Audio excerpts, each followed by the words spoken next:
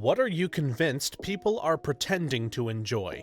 Story 1. Posting on LinkedIn. I literally never post to my LinkedIn or engage with any posts. For me, it's just a platform that exists to speak to recruiters. Then I see CEOs and such making these big insight posts, which just feel like buzzword soup. I swear every single word that comes out of someone's mouth on LinkedIn is just fed directly into someone else's asshole. I already have to deal with the corporate song and dance on a daily basis with coworkers, but holy crap, LinkedIn is on another level. It's just post after post of the most nonsensical and disingenuous corporate speak ever. Every other person is a founder, self-proclaimed CEO, or some other level of entrepreneur. They're always talking out of their ass about when I first started my journey or some other drivel about their growth. Gah, I only even turn on my LinkedIn when I'm job hunting, and even then it's to find postings so I can apply on the actual company site itself. LinkedIn is nothing more than just a bunch of CEO wannabes standing around smelling their own farts. I think LinkedIn might just be entirely filled with bots and advertisers at this point. Story 2. Tourists are lying about enjoying this Florida heat. Ain't no way. Can confirm as a Floridian who works near the beaches, hearing people say things like, "I love this heat, it's so nice." Yeah, sure pal, as you sit in your AC car, relax in the water, and then back to your AC hotel room on vacation. Try living, working, and running errands in it when the steering wheel is an actual health hazard at 140 plus, and walking across the parking lot to get groceries is enough to drench you in sweat the rest of the day. From the UK, the first time I exited Miami International, the air and humidity hit me in the face like a truck. I acclimatized quickly and loved it. I've not been able to enjoy British weather since. Too cold and damp. Nothing is more pleasant than the humidity literally melting your sanity.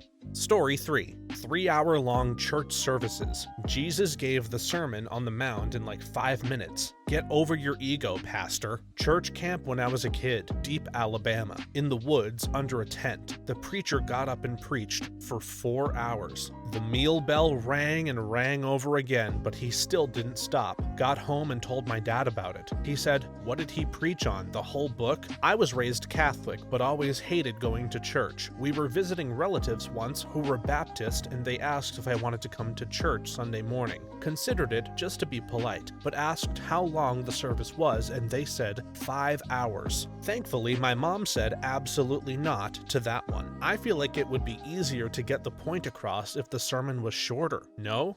Story 4. Work. I don't think most people enjoy work. They just enjoy not being homeless. Luckily, the advent of COVID made work from home more common than ever, which also helped many people's mental health. No more commutes or traffic. No need to get up dead in the morning. Finished all your work in a few hours? Good. You can watch Netflix, play video games, or post on Reddit as a little reward. Work in a cafe if you want a change of scenery. I think it's because a lot of people never developed a hobby, skill, or talent, so they have nothing else. I've met a lot of people at jobs I worked who've gotten injuries and still brag about never missing a day. I think for them, the only reward they've gotten is knowing they've worked hard at their job and their hard work helps them support their family. So for them, it's the only thing they really have that has shown their dedication and persistence. I think other people who have hobbies hate their jobs because they rather spend all day focusing on their hobbies. Sometimes you start to hate your hobbies if they turn into work. Story 5. Social media. It's causing more anxiety and depression than it's happiness. It's not real. Likes are becoming a value on how much of a friend you are. If you don't like one person's stuff, they will be unlikely to like your stuff. Also, these SAHMs and their blue check marks crack me up. TGIF. Mike got a new car. Mike's daughter just graduated from Yale. Mike's wife Stacy is a team leader at a Silicon Valley startup. You got COVID for the second time this year. You have a goldfish. You don't have a wife, but that dentist office receptionist smiled at you the entire time she was taking down your details. You both say hi to each other when passing down the hall. You think about Mike all the time. Mike doesn't think about you at all. Doesn't social media just bring us all together? Social media started off as a good idea where you could be with friends and catch up with relatives. Now it's 90% advertisements and random stuff that you have to navigate around to see the crap your friends have reposted from other sites. It's become sad and pointless, more for becoming an influencer than being social. Social media is barely about being social anymore. Story 6. Gender reveals. Just say you're having X or Y, or say nothing at all. I don't need to see My Little Pony jump out of a cake to announce your kid, and I barely cared in the first place. Just be cool. Oh, it's a boy or a girl. Bye. My wife and I didn't have one for our first, and didn't plan to have one for our second because frankly, who gives a crap? But her team at work begged us to throw her a gender reveal party, and since we didn't really care one way or another, we decided to go along with it. The day came, we cut into a cake that had some blue beads in it, and they all cheered. Overall, it was a really sweet, endearing thing to go through, much more so than I would have expected. It was also pretty small and intimate, and over in about 5 minutes. Generally, I agree. However, as my family lives in another country, so we can't tell them at dinner or something, we had a balloon that our first son popped while on a video call. There were feathers and sparkly stuff in the right color, and we all had to share a nice moment. I think people take it way more over the top and make it very main character style, but I don't think there's anything wrong with making a surprise a little bit more pleasant. An intimate gender reveal is fine, just don't cause a wildfire doing it. Story 7. I think that group mentality is a thing to the point where I'm convinced you cannot really get to know a person unless you spend time with them alone, just the two of you. If even just one person is added, the chemistry is altered, and the personality aspects are further veiled. It's the reason why I couldn't possibly have mixed meetings between most of my friend groups. Most of them wouldn't fit at all, and I am very adaptable as a person who gets along with pretty much anyone. I also think you can't really get to know someone until you talk with them one-on-one in depth. Their true opinions and beliefs, but hanging out in a group setting presents a different side to them that you wouldn't see otherwise. Not just how they handle larger groups, but how the actual conversations are different. When you mix different people, you get a different chemical reaction, giving you insight into that person you couldn't access by yourself. It could be as simple as the third person asking a question you never thought to ask. I've thought about this for a while, but know that you connect with each group for a particular set of reasons, but those reasons in no way encapsulate everything about each individual. So when you put them in larger groups, they can connect with other parts of themselves that you may not realize they have. You're putting your friends in boxes and then saying you can go into any box you want, but they can't. It took me 40 years, but I finally started doing this and the results have been amazing. I never thought about it that way, but that's interesting. Story 8. I think most adults' favorite color is just whatever color they picked when they were like 8 to be their go-to board game, and they don't actually particularly enjoy it more than other colors. There are a few folks out there who seem to commit to it though. So many colors genuinely make me happy to look at and see in my surroundings. I have had so many favorite colors over the years, but I keep coming back to the favorites I had when I was a kid. Specific shades now though, not just all the shades. But yeah, color can really affect your mood in ways you may not even realize. I realized at some point I literally had no specific favorites out of my many preferences, and it made small talk more difficult. What's your favorite color, movie, band, etc.? I just started picking things out of the stuff I liked, so I didn't have to perform an oral essay every time people asked me. Over time, I actually started to grow more attached to my favorites, and feel it's truer than ever. It could just be the reinforcement of the idea, or simply the comfort of increased familiarity and the ease of decision-making when offered choices. A little piece of me died when I found out black isn't technically a color. Story 9. Eating at Salt Bay outlets. Most rich food in general. Who the hell is getting a gold leaf covered unseasoned steak and being like, man, this was worth the $1,500. Gold leaf giant tomahawk steak and such things, I agree with you because that's pretentious BS. Actual Michelin star restaurants that are expensive but for reasons like top quality produce, innovative recipes, and meticulous work put into every dish are absolutely worth it though, if the prices aren't too inflated. There's no way a gold leaf is making a steak taste worth $1,500. Story 10. Going to nightclubs. I am a literal alcoholic. When I drank, I'd just go about anywhere and do almost anything for booze. But even I would avoid nightclubs. Just awful places. They smell bad, the music is too loud, the people are either disgustingly drunk or just disgusting. Just thinking about them makes me grateful to be sober. They are the most pretentious, obnoxious, rundown crap holes run by usually a scumbag with scumbag security. The staff are usually pieces of crap all around except the toilet guy. I had no idea why my friends always wanted to go and why I kept joining them. The only good part was watching all the fights at the end of the night by guys who had never thrown a punch in their life. My best memory is when a security guard tried to kick a drunk guy and totally missed and landed on his ass and everyone laughed. Maybe I'm just old at heart, but I don't get the appeal. Story 11.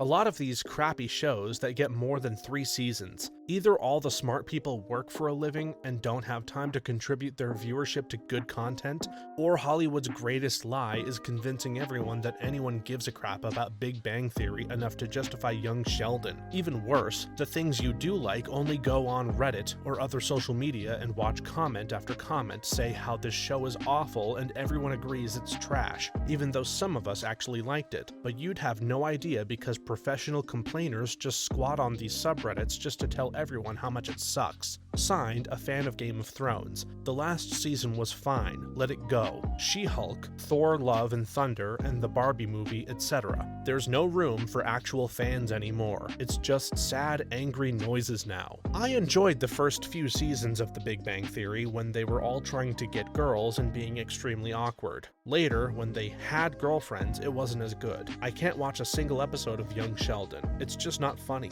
I've seen a few episodes, but never got a chuckle. Story 12. Extremely hot food. After a while, there is no way you can possibly taste anything and your mouth is being destroyed. Plus, you're gonna poop out a lava baby the next day, so there is very little enjoyment about it. Don't get me wrong, I like spicy food, but there's a limit before it just becomes punishing yourself. Exactly. If the spice accompanies the flavor, it's delicious, but when it masks it and people eat it for the sake of eating spicy things, there's really no point in eating the chicken wing when all you're gonna taste is pain. I love hot sauce and spicy food, but only if the sauce actually tastes good. There are some very hot sauces that just don't have a good flavor behind the heat, but there are also some that do. And to your point about the spice accompanying something else, sometimes it's the other way around. I'm hungry and want the spicy flavor. The actual food is filling me up, but I want the food to taste like the hot sauce. For example, let's say it's a turkey sandwich. Pretty bland. I can just put on some dabs of a really hot sauce on it, and it's no longer bland. I'm not concerned about the heat drowning out the turkey sandwich flavor because I'd rather have the hot sauce flavor. The effect of eating spicy food is actually pretty euphoric.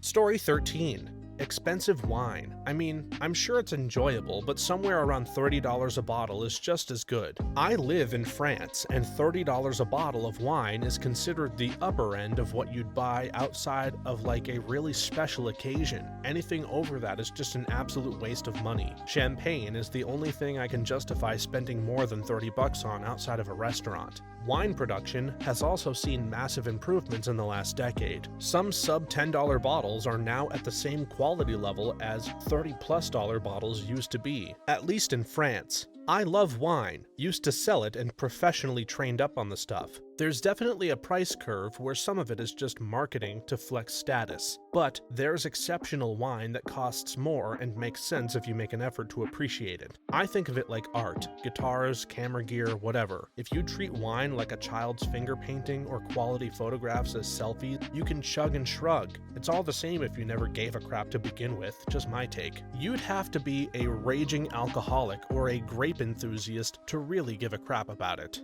Story 14. League of Legends. I played with a few friends over the last 2 weeks, and I just cannot get behind learning 160 characters and their moves, and their metas to then engage in 30 to 45 minute long battles that I'm most likely going to lose. I've also learned that Rocket League gives me that same disappointment in 5-minute increments. It seems more efficient. I have around 1,000 hours in League. The only times I enjoy playing are when I can learn new things. I enjoyed learning all 160 champs. It was like 130 to 140 when I started, and now I just got back from a 7-month break. I enjoy learning the new items in the meta. The second I learn all those things, the game becomes extremely annoying and tilts me. That's how I feel about most PvP games. I'm just always gonna run into some dude who has thrown everything into mastering this game, and it's gonna be miserable getting stomped on. There's just too many players to compete against.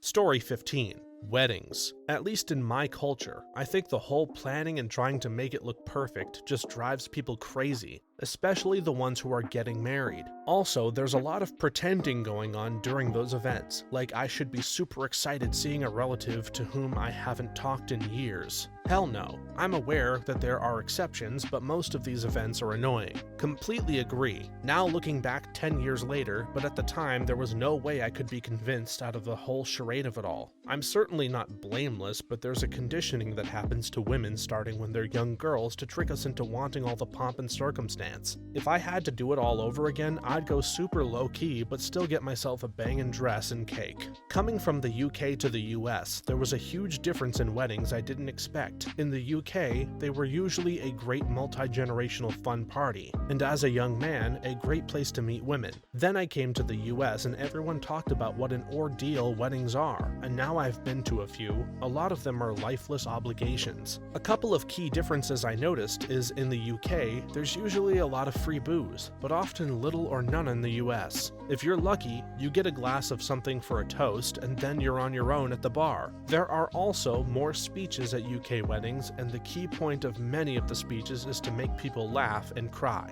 Also, in the UK, tables are usually explicitly laid out so people don't know the rest of the table, except couples and parents and children are usually together, so you meet other people. We did that at our US wedding and people were freaked out by the prospect, but in the end, loved it. People still, 19 years later, talk about what a great time they had at our wedding and the interesting people they met, but to me, from the UK, it seemed like a standard wedding. I guess it's time for me to attend a wedding in the UK.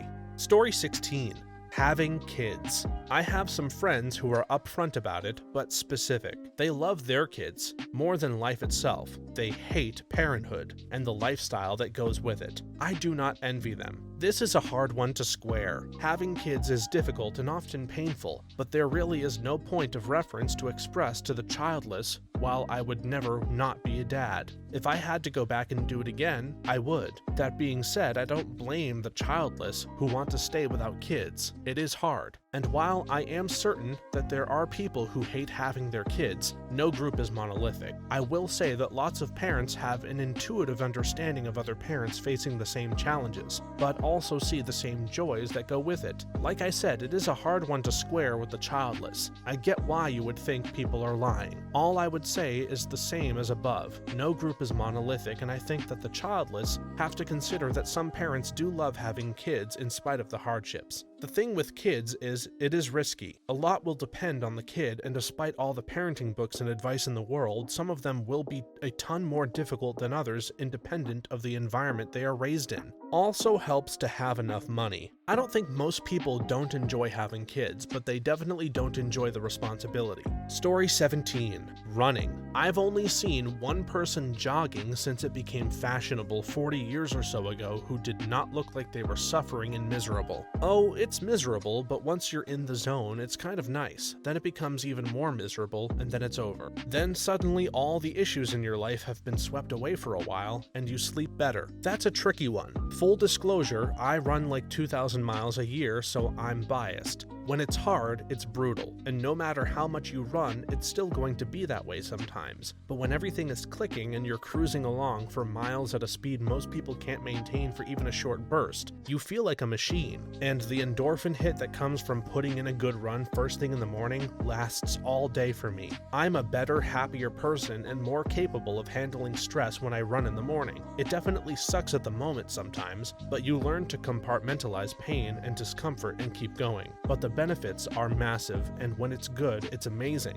My mental health would take a serious hit without it. It's much easier for me to focus on things and tune out anxious, intrusive thoughts when I run. Story 18. 8-hour workdays. I can legitimately say I love 8-hour workdays because I used to only do 12 hours or more shift work in my early 20s, and now I have an easy sit behind a desk 8-hour office job. I get an hour break, I don't need to sit outside all night in cold rain or snow or stand in the same spot for 12 hours in boiling heat, and I actually sleep more than 4 hours a night now. An 8-hour workday is the best workday in my opinion. Isn't this like saying wearing a cast? Obviously, people would rather have the day off, but they enjoy the benefits from working, not the workday itself. Obviously, people would rather not have a broken arm, but they enjoy the healing benefits of the cast, not the cast itself. Does anybody even pretend to enjoy these? Don't we all just get through the hours as best we can because we're pleased to not starve? It was easier to get through the hours though when a job also paid rent and for a social life. Who claims to enjoy these? Story 19. Caviar. And I love oysters and other oceany things, but caviar just seems like such a disappointment with how expensive it is. I swear people only enjoy it because they think it's valuable. Hate oysters. Way too briny for me, but caviar is the perfect marriage of buttery and salty that I can't replicate elsewhere. I think it's just not everyone's cup of tea. Story 20. Maintaining their jobs as YouTube, TikTok, and Instagram personalities. I briefly had mild success with a channel on YouTube 10 years ago, and it was nowhere near the level things are now. And I see the production value and the regularity of some of the content, and I just think how much pressure these folks feel to feed the machine or perish. Being a content creator sucks. When you start, it's kind of a passion project, which is great. Ideas are fresh and inspiration comes naturally. When you get traction and find a formula that clicks, it becomes more about pushing content that generates as much traffic, likes, shares, and subs as possible. When this happens, your original ideas become more and more manufactured and less authentic, which takes the joy out of the creative process, making it feel like a job you hate. Yeah, you see YouTubers starting off doing things they like, then all of a sudden one of their videos gets a ton of likes, and that becomes their niche, and about all they do for the next few years. You see it with a lot of Minecraft streamers, who they only played the one game for years. One of the creators I like started off playing games for YouTube, and then he made a video where he taught how to build a PC that got a lot of likes. Now all of his videos are PC build guides because doing what he loved wasn't getting him good money. I imagine that even if it's content you enjoy making, you'd get burned out really fast. Story 21.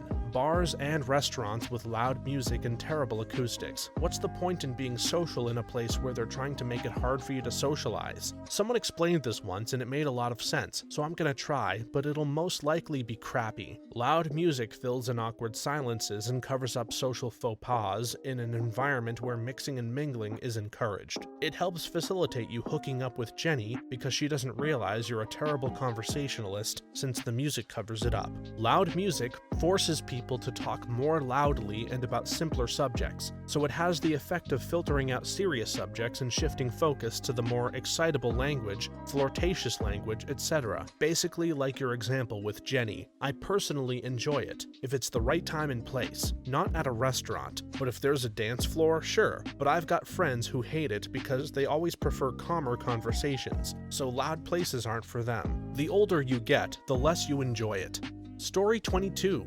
Having constant drama at work, in friend groups, and elsewhere really can't be all that exciting, can it? If I have one friend causing me too much drama, I usually avoid it like it's the plague. Drama is addictive. I used to need constant drama, and it was because my childhood was so chaotic that it literally rewired my brain to be uncomfortable without it. It's an actual illness. I needed years of therapy to become stable, and I'm still not done. I had never thought of it this way, but that totally makes sense. I also had a chaotic childhood and used to be a drama queen. It's taken me a long time to get past that. I still feel like I don't have the emotional maturity that I should, but I'm in my 40s now and I'm too old and tired for that nonsense. I feel so seen and understood. Story 23.